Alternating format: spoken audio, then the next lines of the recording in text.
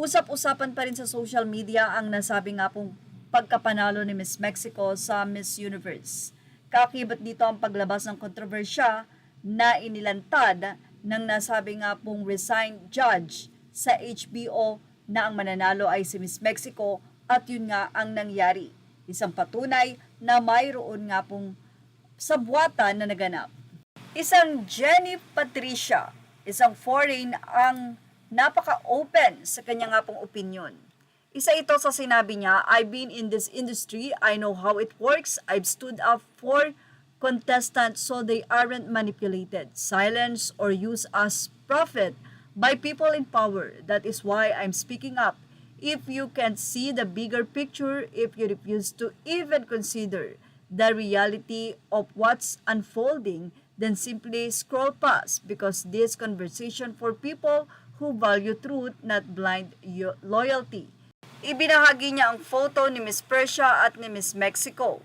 Well, kayo na po ang humusga bakit niya ibinahagi yung ganyang photo. Anyway, isang George Martinez ang nagtanong sa kanya, kay Jenny Patricia.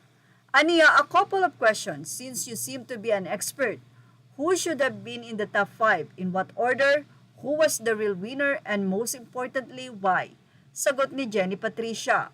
Based on performance alone from watching them from the beginning and watching them through preliminaries, not just the final show that you all saw.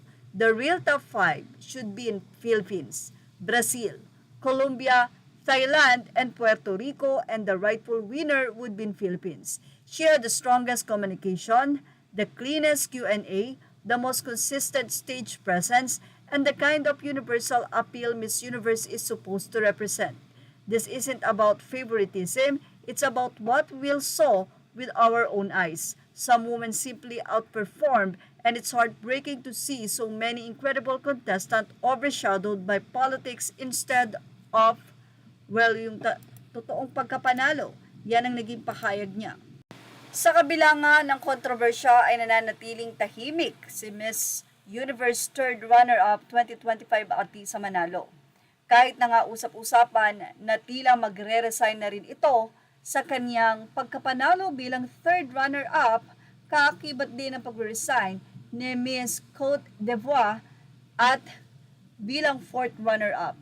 Nanalo si Miss Mexico na si Fatima Bosch sa Miss Universe 2025 na sinabing kahit anong mangyari ay hindi siya bababa bilang Miss Universe 2025. Yan ang ating showbiz stop update. Images are all credit to the rightful owners. Please like, share, and subscribe.